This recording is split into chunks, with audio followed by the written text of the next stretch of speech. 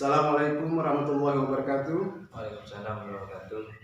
Yang saya hormati Bapak Agus Nurdito sebagai fasilitator saya pada angkatan 7 pendidikan calon guru penggerak ini.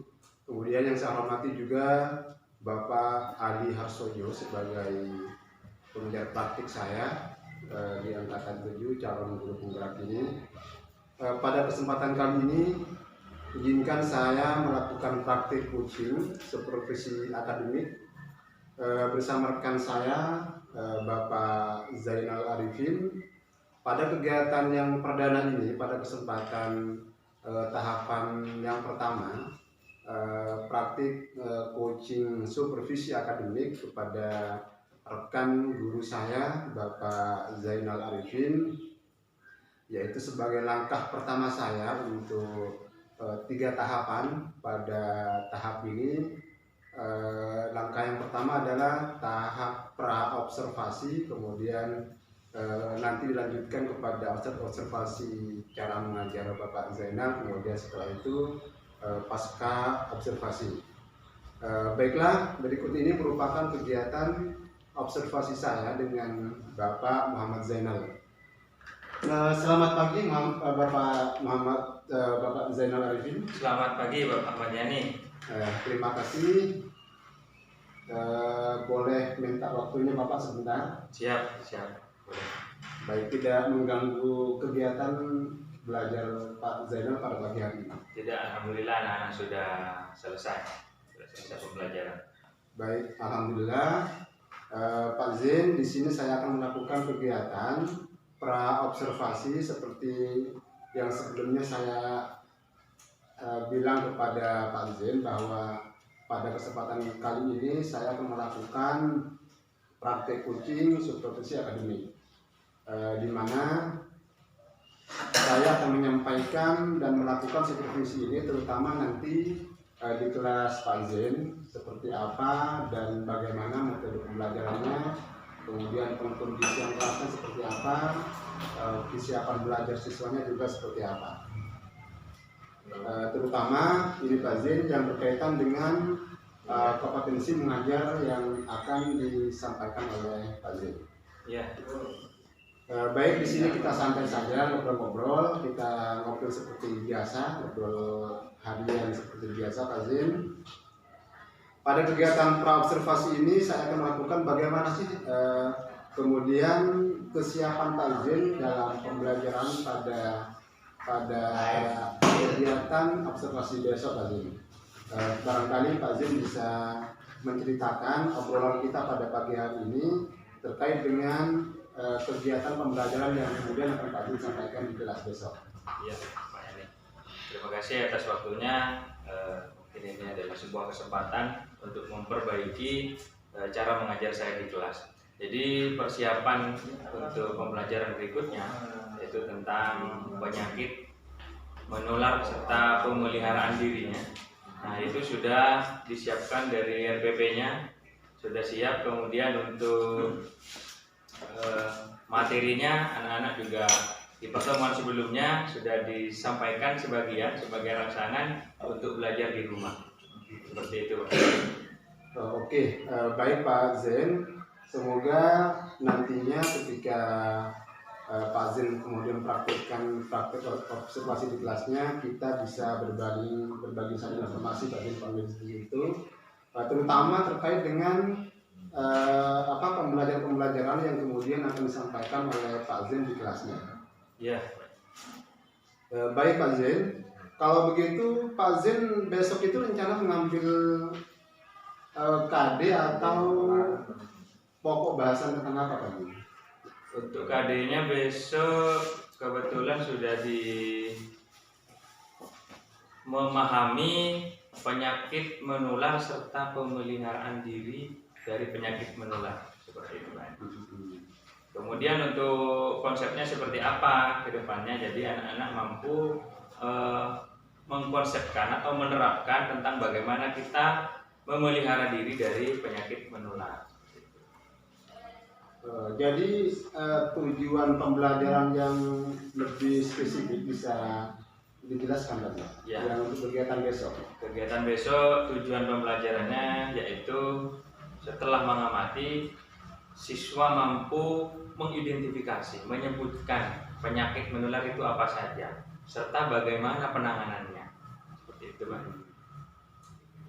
Tentu Pak Zain ketika akan melakukan kegiatan pembelajaran di kelas, Ya, pastinya setiap guru itu kan tentunya melakukan tahapan-tahapan persiapan sebelum Bapak atau Ibu guru itu masuk ke dalam kelas. Kira-kira persiapan-persiapan yang sampai tahap ini Pak Zain sudah persiapkan apa Pak Zain?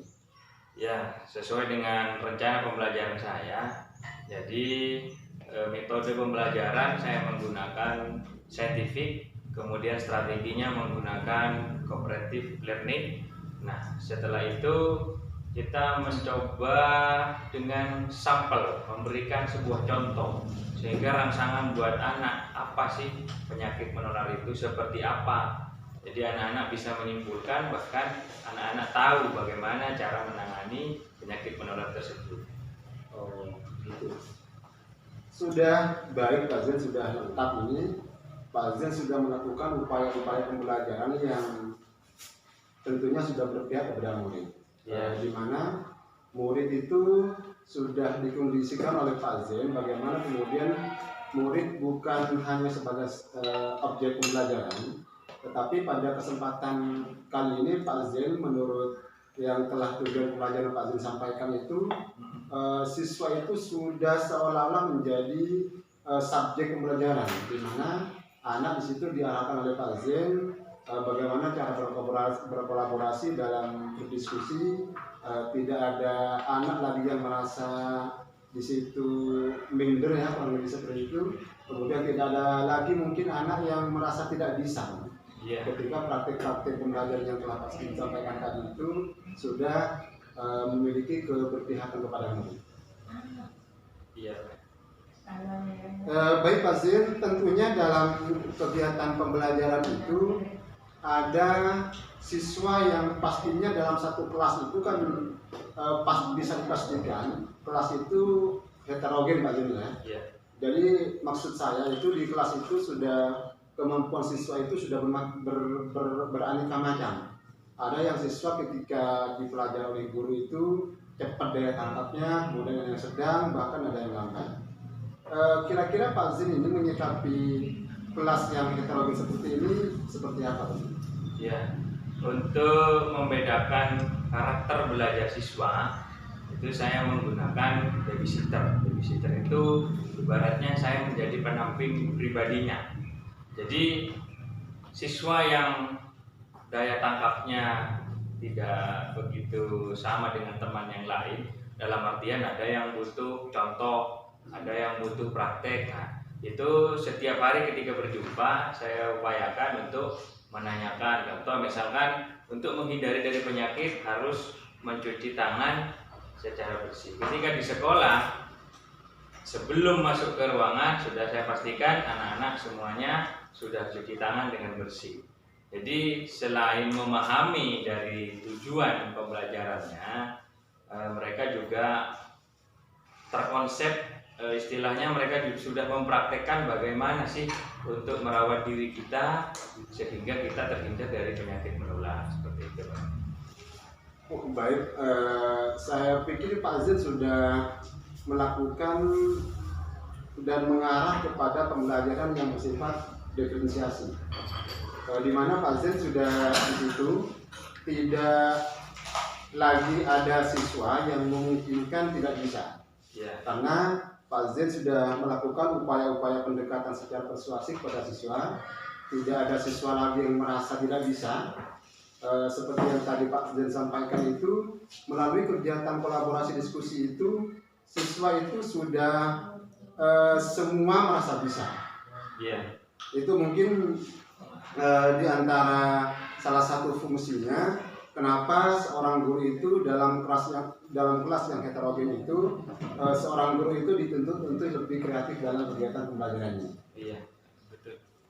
Baik Pak Zen, terkait dengan heterogen tadi, yang terutama pada pemahaman siswa yang daya tangkapnya itu bermacam-macam, yang beraneka ragam, ada yang mungkin ada yang lebih ke arah visual, kemudian ada yang lebih ke arah kinestetik, kemudian ada yang siswa itu cara memahami tematik pembelajaran itu ke arah yang auditori, seperti itu Pak Zen ya. Iya.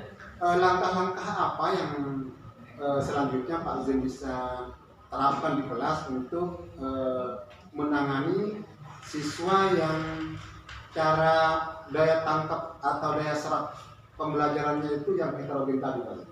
Iya. Langkah-langkah yang sudah saya persiapkan, kemudian yang sudah saya lakukan, yang pertama, siswa itu dirangsang untuk membaca dulu, secara teorinya membaca. Nah, kemudian yang kedua, saya memberikan pendekatan melalui mengirimkan video ke WhatsApp pribadinya. Contoh misalkan dia kurang paham dalam materi sepak bola, jadi saya mengirimkan teknik-teknik sepak bola. Nah, kemudian jika masih kurang jelas, maka anak-anak itu saya berikan kesempatan yang lebih luas untuk mempraktekkan selama pembelajaran berlangsung, baik secara ekstrakurikuler ataupun pembelajaran di sekolah. Seperti itu. Ya, saya pikir Pak Zen sudah melaksanakan dan praktekkan kegiatan pembelajaran yang berdiferensi tadi ya. Saya lebih tertarik dengan konsep yang disampaikan oleh Pak Zen tadi tentang literasi, di mana Pak Zen melakukan program literasi ini sebelum apa sesudah kegiatan pembelajaran Pak Zen? Maksudnya sebelum pendahuluan Pak Zen atau bahkan pada posisi kegiatan inti pada kegiatan pembelajaran? Kalau saya melakukan literasi itu kondisional Pak. Jadi melihat kesulitan materi. Jika materi itu sedikit sulit, rangsangannya anak seperti kaum perempuan, mereka kan tidak begitu banyak mengetahui tentang teknik sepak bola. Jadi itu saya taruh di awal. Setelah pendahuluan, saya bangun literasi. Baik Pak Zen, terkait dengan literasi tadi juga menarik sekali ini tentunya untuk mengembangkan daya serap siswa itu mestinya memang di setiap kelas itu harus mengembangkan program literasi tadi. Ini saya sangat menarik sekali bagi saya terutama tentang program literasi tadi, di mana kalau barangkali kalau Pak Zen kan kebetulan guru mapel PJOK ya. Tentunya literasi itu adalah bukan literasi buku saja, tetapi mungkin kemudian bisa diarahkan kepada literasi lapangan atau bahkan literasi yang lain yang berkaitan dengan kegiatan praktek-praktek di lapangan. Baik Pak Zen, itu yang Pak Zen telah sampaikan tadi berarti terkait dengan strategi dan model pembelajaran yang telah dilakukan atau bahkan dipraktekkan Pak Zen di kegiatan-kegiatan pembelajarannya. Kira-kira bisa disebutkan tidak di salah satunya Pak Zen, salah satu strategi pembelajaran yang menurut Pak Zen strategi atau model pembelajaran yang paling efektif kepada siswa, di mana tingkat pemahaman siswa terkait dengan sisi heterogennya pemahamannya, baik yang bagus, yang sedang atau bahkan yang kurang. Ini strategi atau model pembelajaran yang bisa diterapkan oleh Pak Zen apa saja kira-kira Pak Zen? Iya,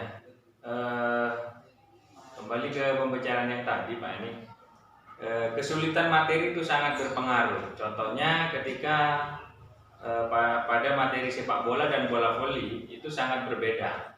Nah, kemudian ketika materi ini sulit, otomatis metode-metode yang saya lakukan yang pertama adalah saya memberikan contoh terlebih dahulu, merangsang dulu apa itu artinya. Jadi kita sharing kepada siswa bagaimana materi yang akan disampaikan hari ini. Karena sesuai kesukaan mereka, bagi mereka yang suka sepak bola, maka secara otomatis apa itu sepak bola mereka sudah memahami. Seperti itu, Pak. Berarti itu lebih ke arah bagaimana seorang guru itu kemudian bisa lebih memahami tentang karakteristik pembelajaran yang saya sebutkan tadi, tentang pembelajaran yang berdiferensiasi tadi Pak Zeni. Di mana dalam kegiatan pembelajaran yang berdiferensiasi itu bagaimana tadi Pak Zeni sudah menyebutkan menciptakan lingkungan kelas yang sesuai dan berpihak kepada murid. Kemudian dalam kegiatan pembelajaran itu Pak Zin sudah menciptakan pembelajaran yang bagaimana sekiranya pembelajaran itu membahagiakan siswa Pak Zin di kelas, kemudian pastinya lebih efektif, dan tentunya kegiatan-kegiatan pembelajaran yang telah disampaikan oleh Pak Zin tadi itu sudah berpihak kepada siswa semua. Sudah saya pikir sudah bagus ini Pak Zin, langkah-langkah tentang diferensiasi yang Pak Zin tadi praktekkan. Barangkali di antara kegiatan pembelajaran yang diferensiasi tadi itu ada yang tadi Pak Zin sebutkan, ada yang diferensiasi produk ya, bagaimana anak bisa menghasilkan, kemudian diferensiasi prosesnya, bagaimana anak-anak berproses dalam kegiatan pembelajarannya. Salah satunya tadi tentang kaitannya dengan KD yang telah Pak Zin sampaikan ini tentang penyakit menular. Iya. Jadi anak-anak itu sudah bisa mengungkapkan pendapatnya sendiri, sudah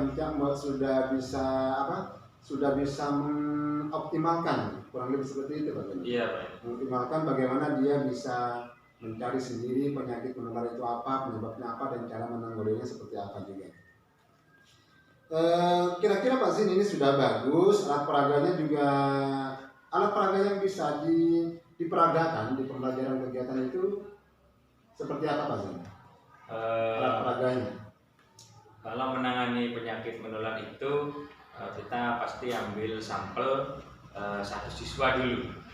Bagaimana kita cek dulu bagaimana cara menjaga diri agar terhindar dari penyakit menular. Jadi siswa tersebut kita berikan kesempatan untuk menilai temannya apakah sudah mencuci tangan apa belum, kemudian apakah sudah bersih apa belum, sehingga dipastikan bahwa temannya sudah merasa bahwa teman yang dinilai itu sudah sangat bersih, steril, sehingga tidak terjaring dari kuman yang ada di sekitar lingkungan kita. Kemudian tambahan lagi Pak ini, ketika dalam pembelajaran PJOK itu saya memberikan kesempatan yang sangat luas kepada siswa. Contohnya misalkan dalam satu cabang olahraga, saya memberikan kesempatan kepada siswa yang mempunyai game atau permainan yang diterapkan dalam materi tersebut. Contoh kayak materi lari, itu lari ada kadang siswa punya permainan yaitu kerapan sapi seperti dengan budaya Madura. Itu saya memberikan kesempatan untuk menerapkan seperti apa, peraturannya seperti apa, sehingga pelajaran yang dilaksanakan pada hari itu sangat berpusat kepada siswa dan sangat menyenangkan. Seperti itu, Pak.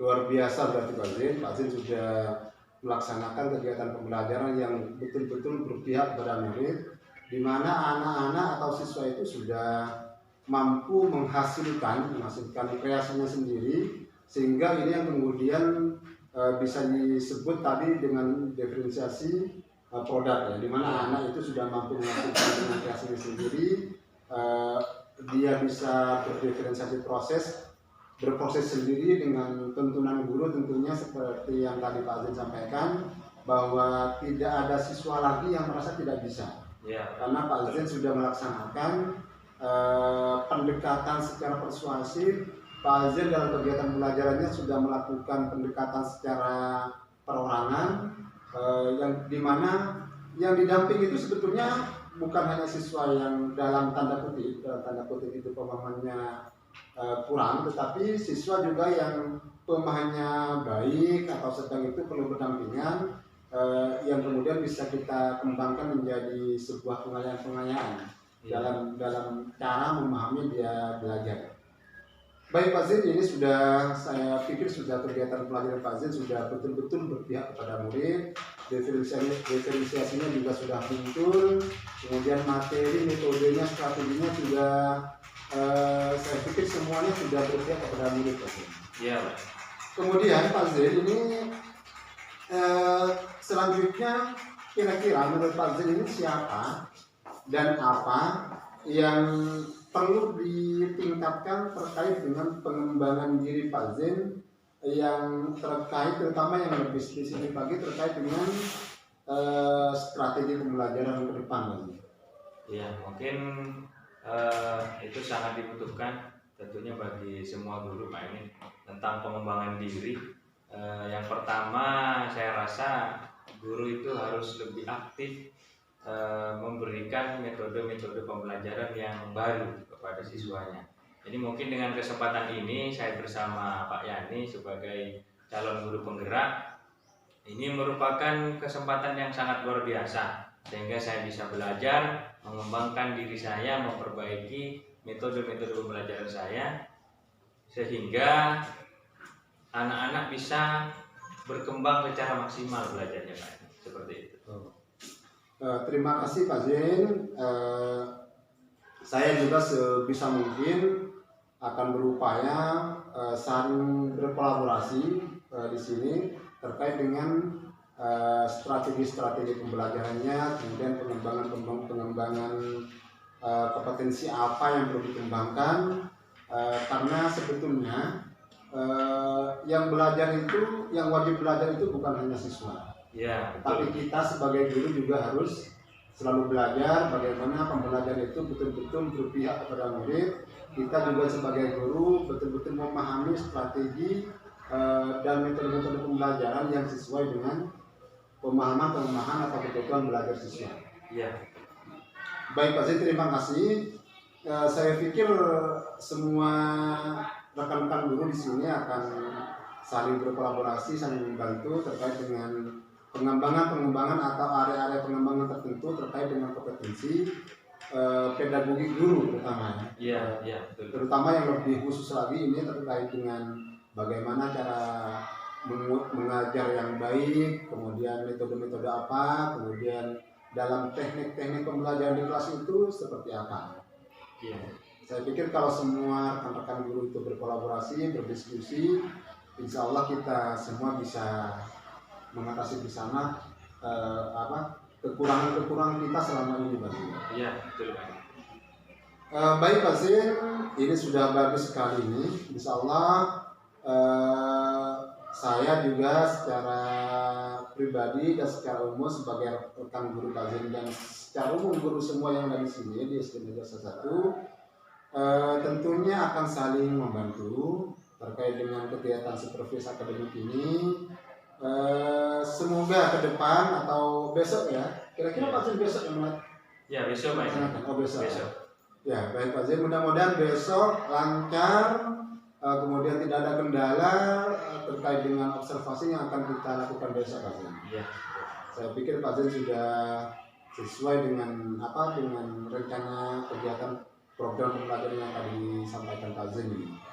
Baik Pak Zin, mungkin ini mengenai kita tentang kegiatan pra observasi kita pada pagi hari ini Pak Zin. Terima kasih Pak Zin sudah bercerita, sudah berdiskusi panjang lebar tentang kegiatan observasi yang akan Pak Zin lakukan besok Pak Zin. Iya. Jadi kira-kira besok Pak Zin ya kita Besok. Ya baik, terima kasih Pak Zin. Mudah-mudahan besok tidak ada kendala dan lancar. Amin. Di kelas 3 besok, sampai jumpa besok di kelas Pak Zin ya. Iya Pak. Mudah-mudahan tidak ada kendala dan semuanya berjalan dengan sesuai yang kita rencanakan.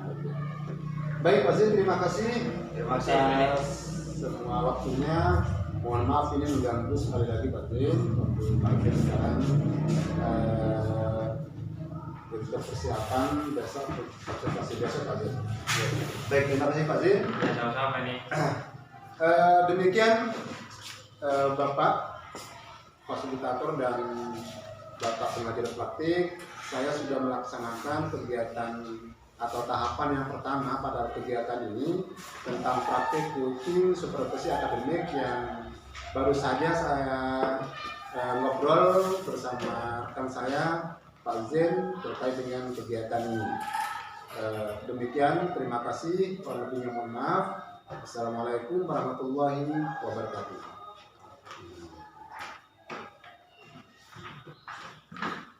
Kucing mati, tak mati. Bunyi. Sampai di sini materi penyakit menular sudah selesai, tinggal kita melakukan aksinya seperti apa menjaga hidup yang sehat. Jadi membersihkan lingkungan itu termasuk sebuah keyakinan atau keimanan kita sebagai umat muslim yang diperkuat oleh dalil yaitu an-nadzafatu minal iman. Jadi segala sesuatu yang bersikap bersih adalah bagian dari iman. Satu kata untuk kalian, lebih baik mencegah daripada mengobati. Baik, pelajaran hari ini saya cukupkan sampai di sini. Semoga bermanfaat. Silakan untuk memimpin doa penutup saudari Naila maju ke depan.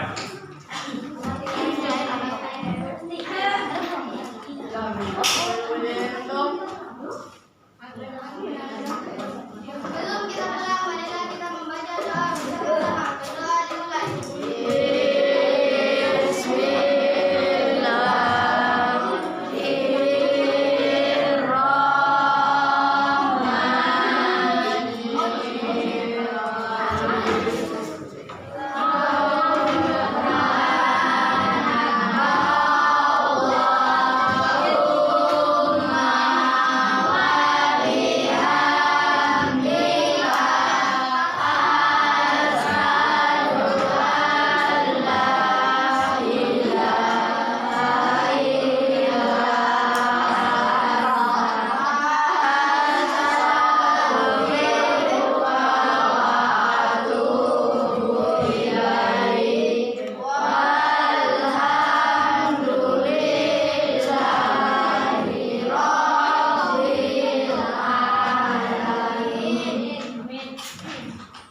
Baik, sekian dari saya. Kurang lebihnya mohon maaf. Sampai ketemu di pertemuan mendatang. Selamat belajar di rumah ya. Assalamualaikum warahmatullahi wabarakatuh.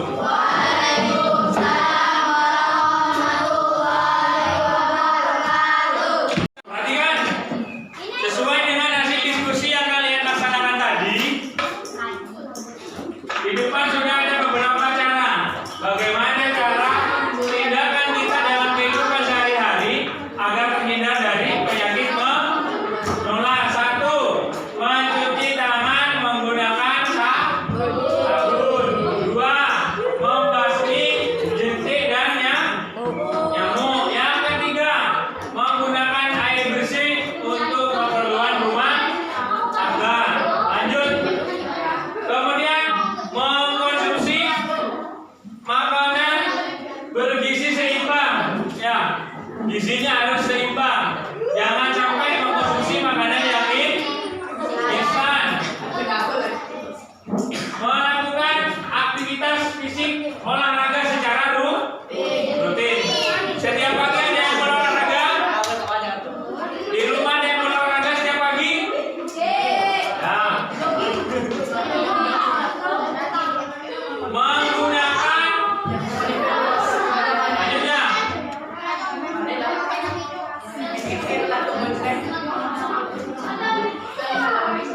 menjaga dan memperhatikan kesehatan organ reproduksi.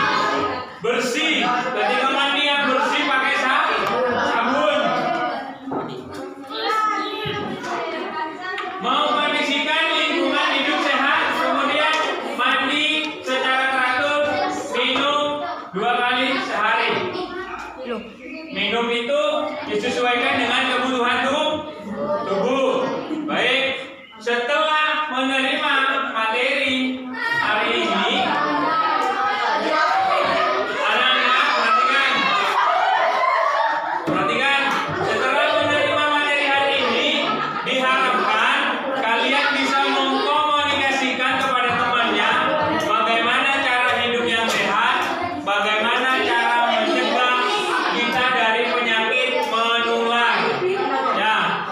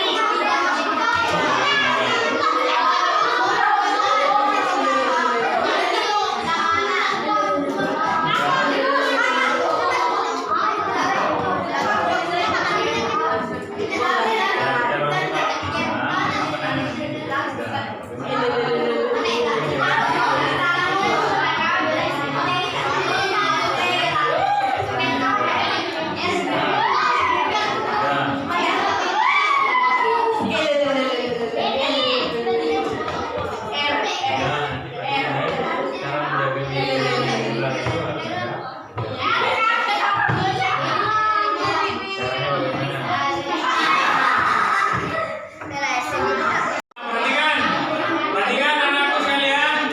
Inilah hasil diskusi dari kelompok 1.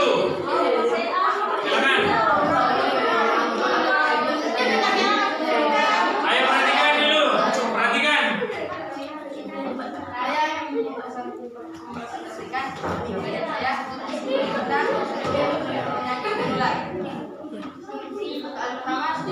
Penyakit menular secara umum, Ya, perhatikan. yaitu influenza, campak, tetanus. Bagaimana cara menjaga diri dari penyakit menular? Yang pertama influenza, memakai masker. Kedua campak, membersihkan tubuh, menjaga pola makan yang sehat. Terakhir tetanus, Ya, tanggapan dari kelompok 2. Dari apa yang disampaikan oleh kelompok 1? Dipersilakan ditanggapi dulu. Penyakit yang sudah disebutkan yaitu flu, campak, dan tetanus. Cara menjaga diri kita dari flu, memakai masker. Cara menjaga diri kita dari campak, yaitu membersihkan tubuh, menjaga pola makan yang sehat. Dari tetanus dengan cara melakukan vaksinasi. Apakah benar? Sampai di sini materi penyakit menular sudah selesai, tinggal kita melakukan aksinya. Seperti apa menjaga hidup yang sehat. Jadi membersihkan lingkungan itu termasuk sebuah keyakinan atau keimanan kita sebagai umat muslim yang diperkuat oleh dalil yaitu an-nadzafatu minal iman. Jadi segala sesuatu yang bersikap bersih adalah bagian dari iman. Satu kata untuk kalian, lebih baik mencegah daripada mengobati. Baik, pelajaran hari ini saya cukupkan sampai di sini. Semoga bermanfaat. Silakan untuk memimpin doa penutup saudari Naila maju ke depan.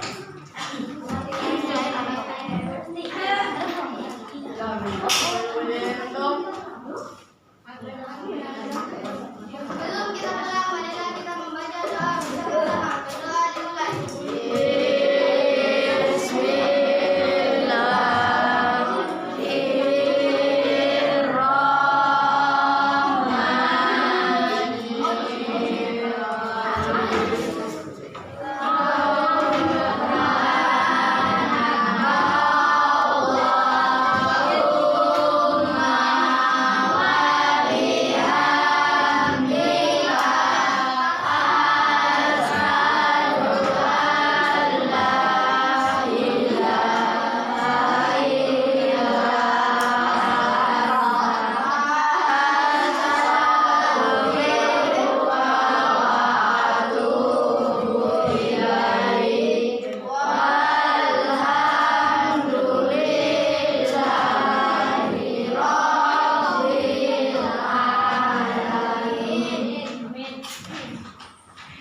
sekian dari saya, kurang lebihnya mohon maaf. Sampai ketemu di pertemuan mendatang. Selamat belajar di rumah ya. Assalamualaikum warahmatullahi wabarakatuh.